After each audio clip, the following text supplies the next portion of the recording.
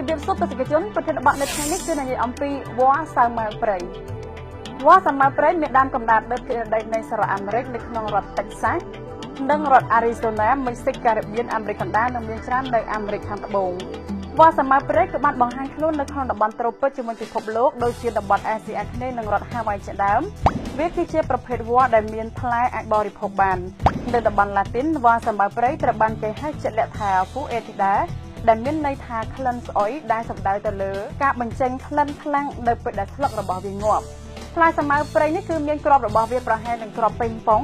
រាងខៀវសដែលមានរសជាតិផ្អែមឆ្ងាញ់នៅក្នុងប្រទេសហ្វីលីពីនវ៉ាសាវម៉ាវព្រៃត្រូវបានគេស្គាល់យ៉ាងជាក់លាក់ថាឬត្រូវបានគេហៅថា Maria ស្លឹកខ្ចីគឺអាចបរិភោគបានផងដែរបន្លែស្លឹកស្ងួតវិញគឺត្រូវបានប្រើជាតែ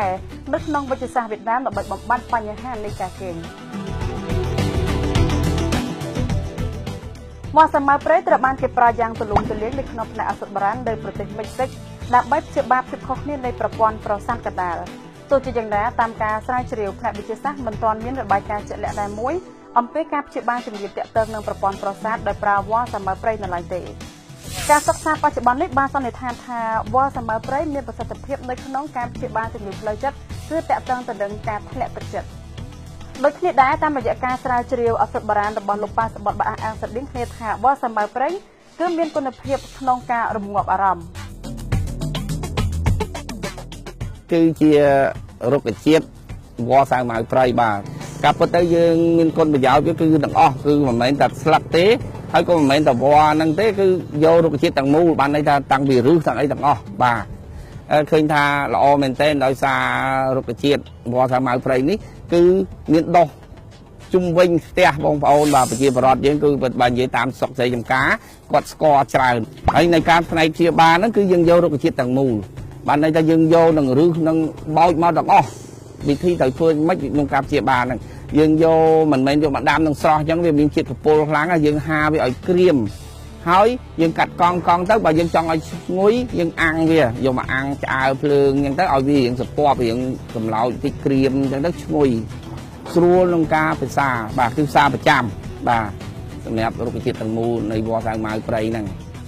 វាជួយបានច្រើនណាស់សម្រាប់អ្នកដែលខ្សោយប្រព័ន្ធប្រសាទយួរសពច្រើនដេកមិនទៅលក់គិតច្រើនឈឺក្បាលរ៉ាំរ៉ៃប្រសាឡើងឈាមបាទលើសសម្ពាធឈាមបាទជួយតាំងពីបេះដូងយើងឡើងធ្វើឲ្យឈាមចរន្តឈាមយើងរត់បានស្រួលត្រជាក់មានសារជាតិត្រជាក់ឈាមរត់ស្រួលត្រជាក់ហើយជំនួយបេះដូងហើយធ្វើឲ្យសម្រានបានបាយបានទៀតផងនៃរុក្ខជាតិដើមវ៉ាសាវម៉ាវព្រៃហ្នឹងបាទបើយោងទៅតាមរបាយការណ៍របស់សុខភាពពិភពលោកមនុស្សប្រមាណ450លាននាក់បានទទួលរងពីជំងឺផ្លូវចិត្តឬវិបត្តិអាកប្បកិរិយាចំនួននេះស្មើនឹង 12.3% នៃជំងឺសកលហើយនឹងកើនឡើងរហូតដល់ 15% បន្ថែមទៀតជំងឺផ្លូវចិត្តគឺជាញឹកញាប់បានផ្សារភ្ជាប់ជាមួយនឹងការធ្វើអត្តឃាតហើយមានចន្លោះពី10ទៅ20លាននាក់ប៉ុនប៉ងធ្វើអត្តឃាតជារៀងរាល់ឆ្នាំការធ្លាក់ទឹកចិត្តក្រៀមក្រំចិត្តគឺជាទូទៅមានប្រេបឡង់ខ្ពស់និងស្មុគស្មាញអ្នកសិក្សាស្រាវជ្រាវផ្នែកវិទ្យាសាស្ត្របានស្វែងរកភ្នាក់ងារថ្នាំមួយដែលមានល្បឿនលឿននិងមានផលប៉ះពាល់តិចនិងសុវត្ថិភាពទាំងស្រុងរុក្ខជាតិជាច្រើនកំពុងតែបានប្រើនៅក្នុងការបំពេញនិងជំរឿនថ្នាំសម្រាប់គ្រប់គ្រងជំងឺផ្នែកអារម្មណ៍នៅលើមូលដ្ឋានខាងលើនេះស្លឹកសាវម៉ាវព្រៃត្រូវបានជ្រើសរើសសម្រាប់ការវិតម្លៃសកម្មភាពប្រឆាំងនឹងការធ្លាក់ទឹកចិត្តការគ្រប់គ្រងការថប់អារម្មណ៍ stress គេងមិនលក់ស្លន់ស្លោការរលាកស្បែកក្អកនិងក្តៅខ្លួនជាដើមសត្វសំខាន់នៅក្នុងវ៉ាសាវម៉ាវព្រៃរួមមាន hydrocyanic acid ក្រុមនៃ flavonoid និងប្រឆាំងជំងឺមហារីករួមទាំងមានជាតិអំបិលរ៉ែផងដែរការកាត់មានឡើងនៃជំងឺថប់អារម្មណ៍និងធ្លាក់ទឹកចិត្តក្នុងសង្គមគឺមាននៅក្នុងកម្រិតមួយដែលខ្ពស់ហើយវាបានតាក់ទងជាមួយនឹងការខូចសតិច្រើនណាស់ផងដែរហេតុនេះហើយវាសំខាន់ណាស់ដើម្បីយល់ដឹងពីបញ្ហាទាំងអស់នេះនិងស្វែងរកថ្នាំកែរោគដ៏មានប្រសិទ្ធភាពវ៉ាសាវម៉ាវព្រៃគឺសម្រាប់ព្យាបាលដែលអាចប្រឆាំងនឹងការធ្លាក់ទឹកចិត្តទាំងអស់នោះបានទស្សនិកជននៅក្នុងប្រធានបទនៅថ្ងៃនេះដែលនិយាយអំពីវ៉ាសាវម៉ាវព្រៃនេះខ្ញុំសូមបញ្ជាក់ថា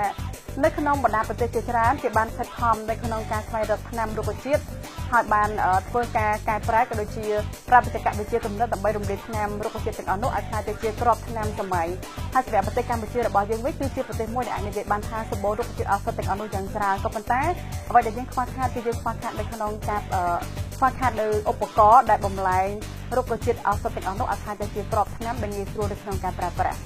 អរគុណនៅក្នុងការទស្សនាកម្មវិធីសុខភាពអ្នកកម្មវិធីរបស់យើងគឺយើងចង់លើកយកនិងផ្ដល់នៅការលើកកម្ពស់រុក្ខជាតិឱសថនៅក្នុងប្រទេសកម្ពុជាអរគុណច្រើននៅក្នុងការទស្សនាសូមជម្រាបលាជួបគ្នានៅថ្ងៃស្អែកជាបន្តទៀតចា៎